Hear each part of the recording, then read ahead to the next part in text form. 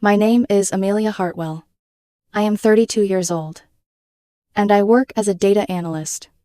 My job is to find patterns, study trends, and draw the conclusion everyone else keeps avoiding.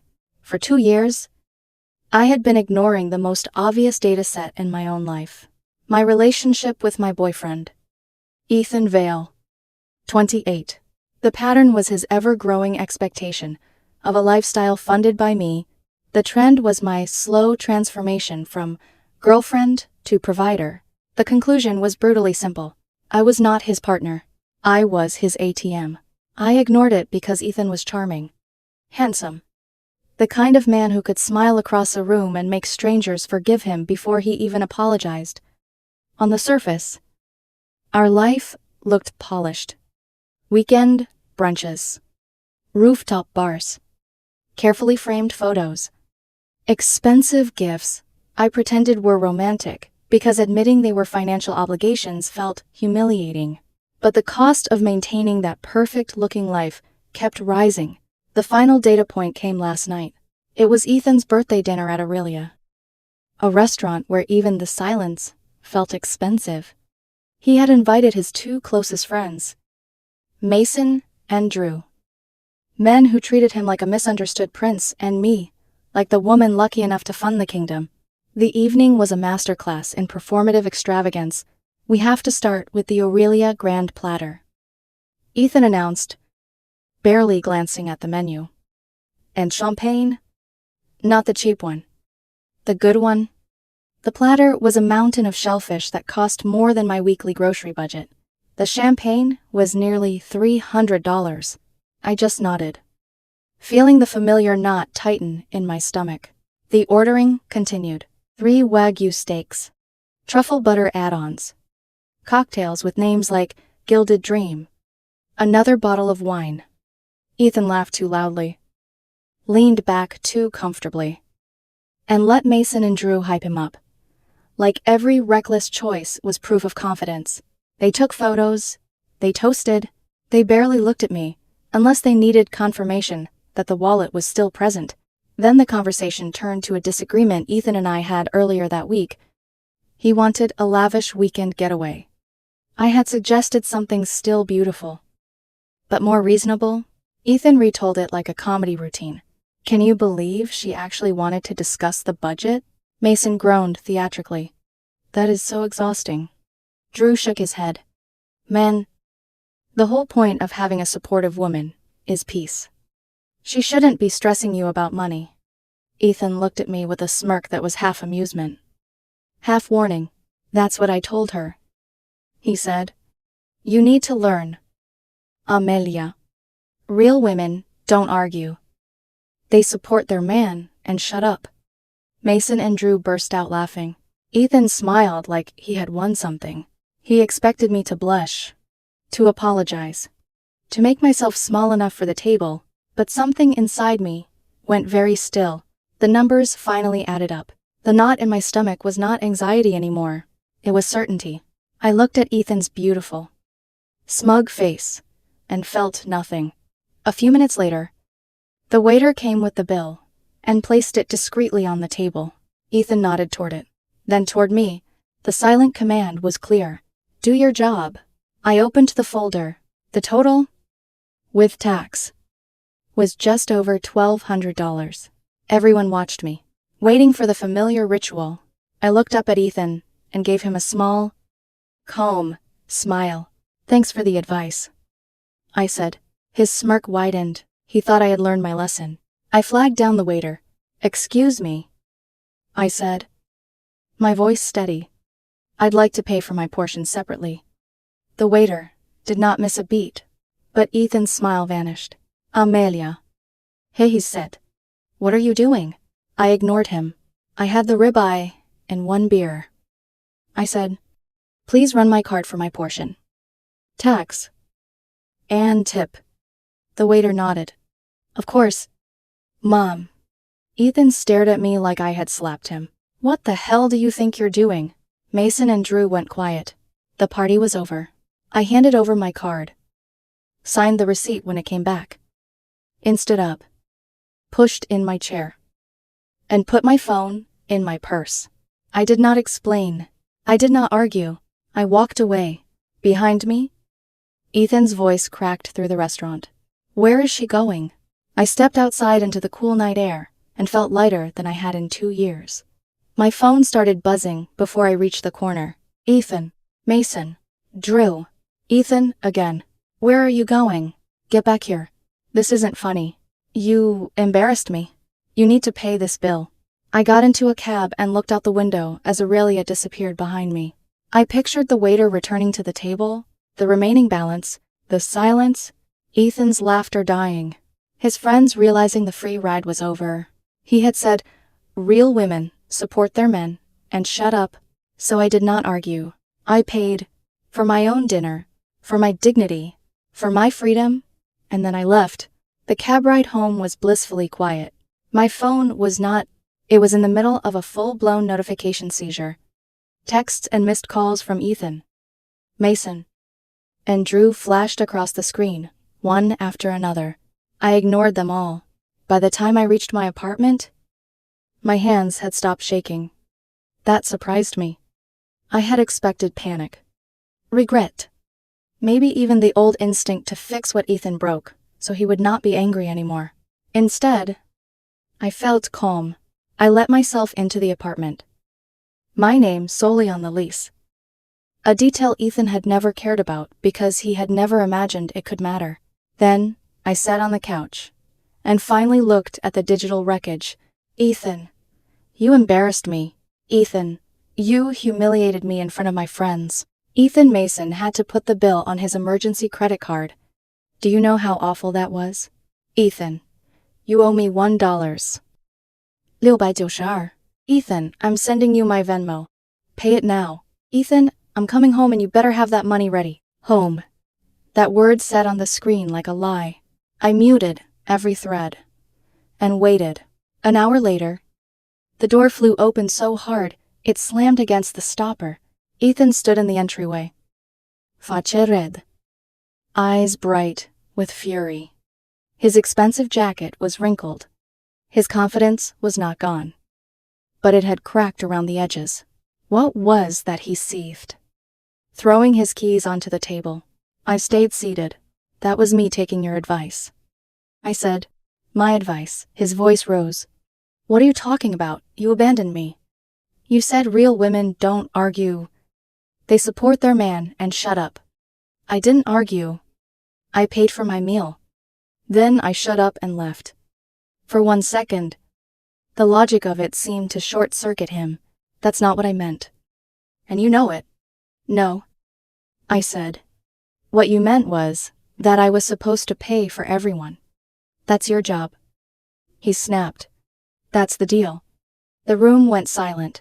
Even he seemed to hear it after he said it. Mid-job. The deal. I nodded slowly. I didn't realize our relationship was a business transaction. Thank you for clarifying. In that case, consider my contract terminated. He stared at me like I had started speaking another language. You're going to throw away 2 years over one stupid dinner. It was never about the dinner. Oh, please. It was about the line. I said, support and shut up. That one sentence told me exactly what you think of me. You don't see a partner. You see a wallet? And I'm resigning from that position. His anger flickered. For the first time, I saw panic underneath it. His eyes moved around the apartment. The couch I bought. The television I paid for. The kitchen appliances he used every morning.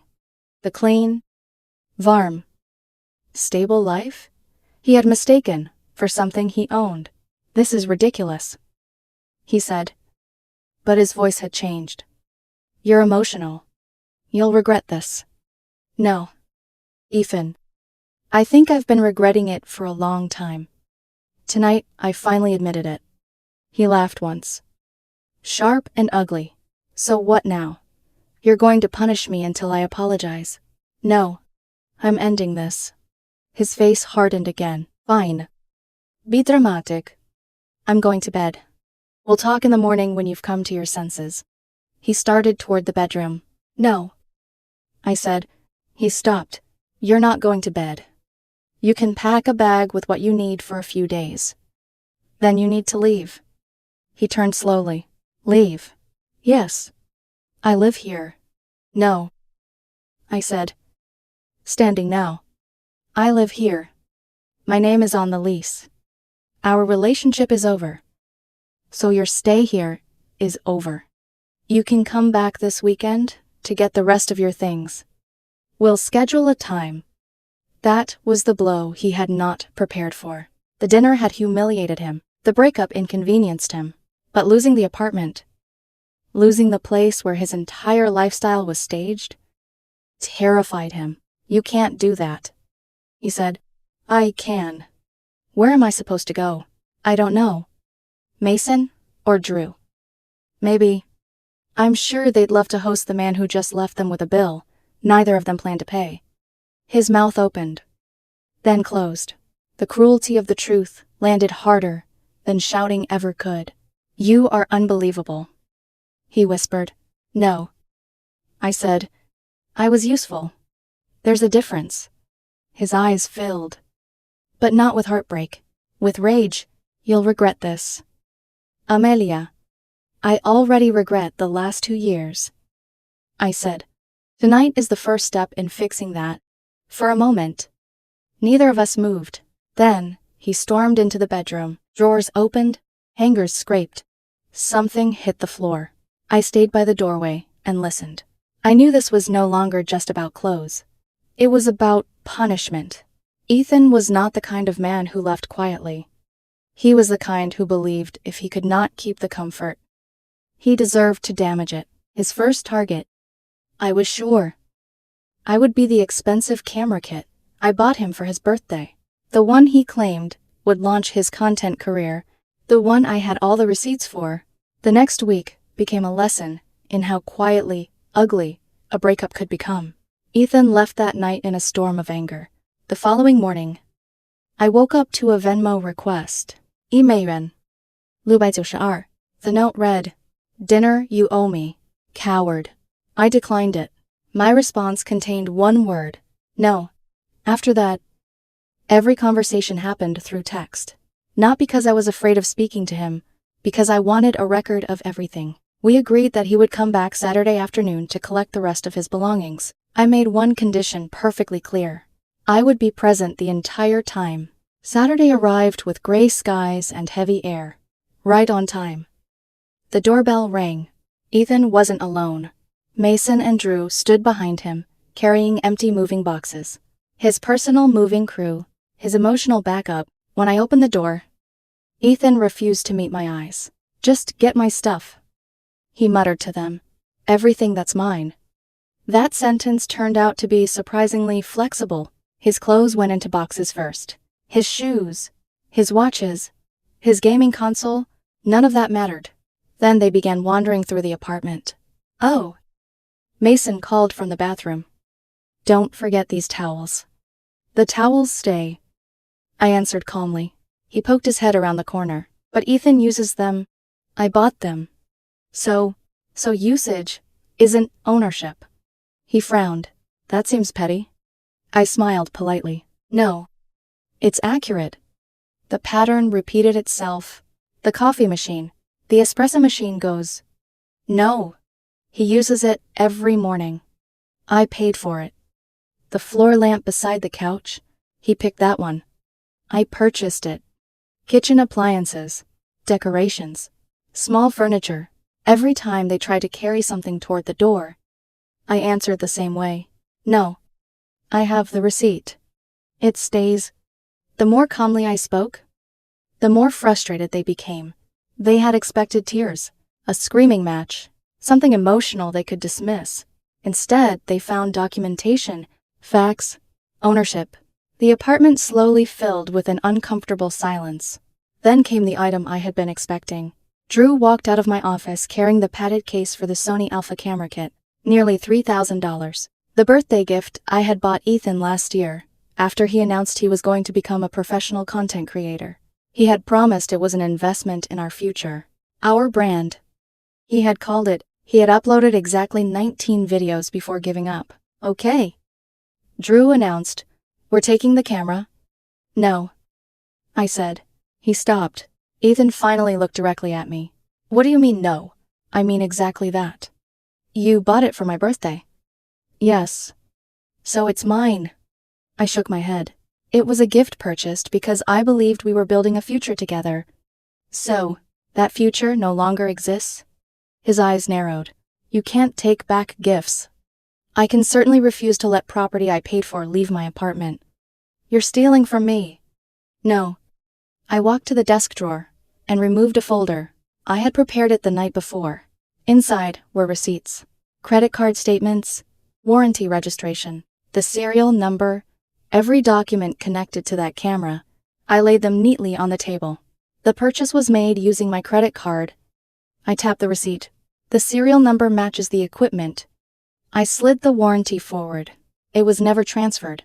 Ethan stared at the papers. You actually prepared for this? Yes. You're unbelievable. No, I replied. I simply stopped assuming good intentions. His jaw tightened. I'll call the police. You're welcome to. The room went quiet. Nobody moved. The confidence drained out of Mason first, then Drew. Even Ethan seemed to understand that facts were difficult to argue with. Finally, he looked away. You're the most vindictive woman I've ever met. And you're the most entitled man I've ever loved. The words landed harder than I intended. For a split second, something passed across his face. Not guilt. Loss. Then, it disappeared. Let's go, he muttered. They finished packing the items that genuinely belonged to him. No one spoke. When they reached the front door, Ethan paused. You'll be lonely. I'd rather be alone than feel alone beside someone. He laughed bitterly. You think you'll find someone better? I think I'll find myself again. He left, without another word. The apartment felt strangely larger after the door closed. I walked through each room. The silence wasn't empty. It was peaceful, for the first time in years. Every object around me actually belonged to me. I made tea, sat at my desk, reached for my external hard drive. My hand froze. The shelf was empty. I checked the drawer, the cabinet, my backpack. Nothing. A cold knot formed in my stomach. That drive wasn't expensive. It contained something worth far more than money. 7 years of photography, family vacations, pictures of my late grandmother, every landscape I'd ever captured, every creative project I'd poured my weekends into before Ethan slowly convinced me I had better things to spend time on. I searched the apartment twice, then a third time. Nothing. Someone had taken it. While everyone had been arguing over towels and coffee machines, someone had slipped the drive into a pocket. An hour later, my phone vibrated. Unknown number. Looking for something, I stared at the screen. My fingers tightened around the phone. Ethan, give it back. 3 dots appeared. Then another message. Return my camera. We trade. Sampler. I closed my eyes. It wasn't about the camera anymore. He had taken something priceless because he knew exactly where it would hurt. He wasn't trying to recover property. He was trying to recover control for one dangerous moment. I considered agreeing, just to get my memories back. Then I remembered the restaurant, his smile, his words, support your man, and shut up. If I gave in now, I would be teaching him that intimidation worked. No, this wasn't emotional anymore. It was strategic.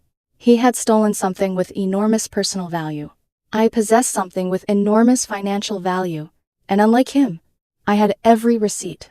For the next 2 days, I barely slept. Every time I closed my eyes, I imagined the hard drive smashed against a wall. 7 years of photographs. My grandmother smiling on the porch of her old farmhouse. Sunrises I had waited hours to capture. Trips I had paid for before Ethan entered my life, and slowly convinced me that every hobby should somehow benefit him too. The rational side of me kept repeating the same sentence. Do not negotiate with someone who rewards manipulation. So instead of replying emotionally, I built a case. I gathered every document I owned. The camera receipt, the original credit card statement, the warranty registration, the serial number, Then I printed screenshots of every message Ethan had sent, especially the one that mattered most. Return my camera. We trade. It was exactly what I needed. He had admitted he possessed my hard drive. He had also admitted he wanted to exchange stolen property for something he believed he deserved. Then I wrote one email, not a text. An email. The subject line read, "Regarding your possessions and mine." I kept my emotions out of it. Ethan, you are currently in possession of my external hard drive, which contains years of personal creative work and family photographs. Your messages acknowledge that you have this property. I remain in possession of the Sony Alpha camera kit. I have attached the purchase receipt, warranty, registration, and credit card statement, confirming sole ownership. Your proposal to exchange these items documents your possession of property that does not belong to you. You now have two options. First, to return my hard drive, undamaged within 48 hours. We will exchange belongings in a public location. I recommend the lobby of the downtown police station. Second, if the drive is not returned, I will file a police report regarding the theft of the camera and provide all supporting documentation, including your written messages. The decision is yours. Amelia. I read it twice. Removed one sentence that sounded angry. Added one that sounded factual. Then I pressed send. The waiting was unbearable. I checked my email every 15 minutes. Nothing. By the second evening, I began preparing myself for the possibility that everything on that drive was gone forever. Then, 36 hours after I sent the email, a reply arrived. One word. Fine. That Saturday afternoon we met inside a busy downtown bank, not because either of us needed banking services, because there were security cameras everywhere, people constantly walking by. Witnesses. Ethan arrived wearing sunglasses despite the cloudy weather. Mason wasn't with him. Instead, his younger cousin stood quietly, a few feet behind him, looking deeply uncomfortable. He never looked directly at me. Without saying hello, Ethan placed my hard drive on the counter. There. I took out my laptop, connected the drive. My heart pounded while the screen loaded. Then, every folder appeared. Family, travel, landscapes, everything. I opened random files. Every photograph loaded perfectly. Nothing had been deleted. Nothing had been corrupted. Only then did I allow myself to breathe. I disconnected the drive and carefully placed it inside my bag. Thank you, I said. He laughed bitterly. You're thanking me. I'm acknowledging that this is over. His shoulders slumped. For the first time since I met him, he looked tired. Not angry. Just exhausted. You really chose a hard drive over me. I looked at him quietly. No, Ethan. I chose myself. He looked away. I loved you. I believe you loved what I provided.